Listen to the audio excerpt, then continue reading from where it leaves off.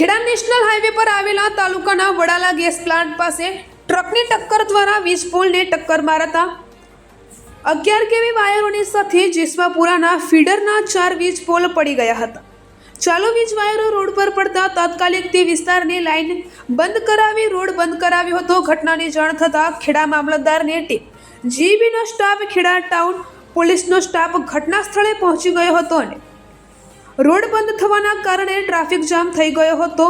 જો કે પોલીસ હોવાથી તાત્કાલિક આ ટ્રાફિકને ખુલ્લો કરવામાં આવ્યો હતો અને જીબીના કર્મચારીઓ દ્વારા તાત્કાલિક સમારકામ ચાલુ કરી દેવામાં આવ્યું હતું। જો કે આ ઘટનામાં કોઈ અનિચ્છનીય ઘટના ન બનતા તંત્રએ હાશકારો અનુભવ્યો હતો।